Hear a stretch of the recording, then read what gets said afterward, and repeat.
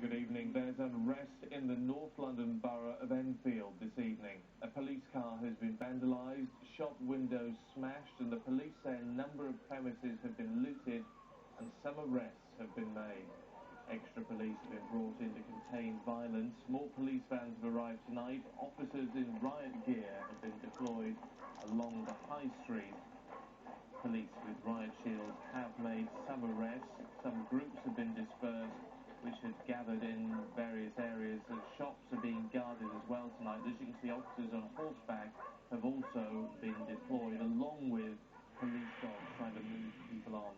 Let's talk to our correspondent, Jason Farrell, who's live in Enfield for us tonight. What's the very latest, Jason? Well, Enfield town is a little bit quieter tonight, but the officers here taking no chances. You can see the Metropolitan Riot Squad officers are still behind me. And although it is peaceful here now, you wouldn't want to have been here 3 hours ago. It really was a scene of quite a lot of aggression, and it was a very threatening atmosphere. The police officers took the centre of the town, really. They positioned themselves within the centre of the town. They started stopping and searching people as people gathered here. We don't know why Enfield town was chosen, but it was definitely chosen. There seemed to be a Twitter and a Facebook campaign to get people to come here. Anarchists obviously communicating with each other by mobile phone, and slowly, as the afternoon went on, more and more people gathered here, and by around about 8 o'clock, it really started to feel quite threatening. Police officers were making the odd arrest, but then by about 10 o'clock, shops started to be smashed up, and I was here. I filmed on my mobile phone a chemist's being smashed. It was being attacked by looters, and they were throwing sticks and bricks through the windows just while the police's backs were turned. Basically, they were down the other end of the street, and it wasn't until about 10 minutes later that the police came and then cordoned off that chemist for a short while. But then as soon as they went away again, someone came back and had a go at Ladbrokes next door. So it's really been like that.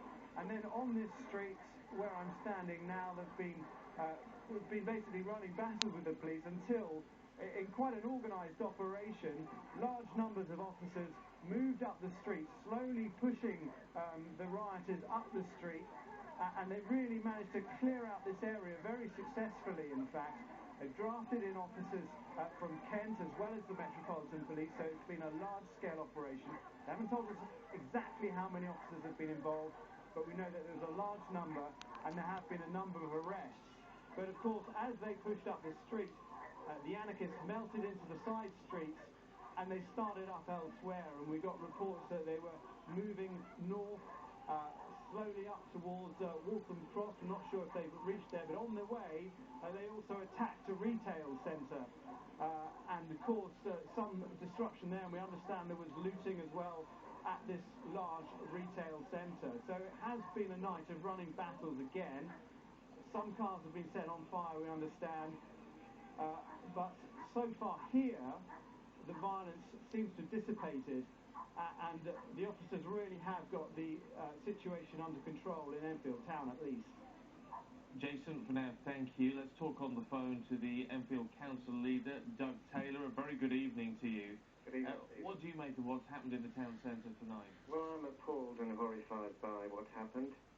I visited the town centre early in the evening and later in the evening, and clearly we've had the attacks on shops, but we've also had youths running around the area causing damage after that, and it's really been a horrific scene for Enfield, a bad night for Enfield in all senses. And just as David Lammy earlier today described what happened in Tottenham yesterday as an attack on the people of Tottenham, I think tonight's been an attack on the people of Enfield.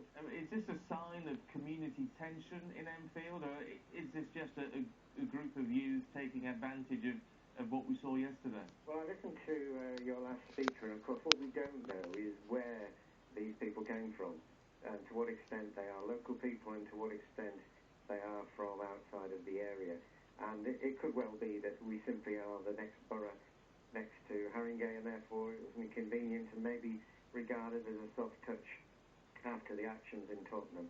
Now, I would be disingenuous if I didn't say in Enfield, like most of the London boroughs, we have our difficulties and we have high levels of deprivation, and we have difficulties with some young people. But this is way, way beyond the norm, and there is no justification, no proper explanation, no mitigation for what we've seen tonight. Are you satisfied with the way the police have handled this? Because as we saw in Tottenham, obviously to a stronger degree, there's also been a case tonight where they have struggled to keep a track of all these youths, and violence and damage has been caused as a result. I think firstly, I'd like to say that I think the police are doing a tremendous job under very difficult circumstances, and I suspect one of the problems we've got here is that they had to keep their eye on what was happening in Tottenham. They had an idea that there might be problems in Enfield, that there could be more than one location. And again, your previous speaker talked about our retail park as well as our town centre.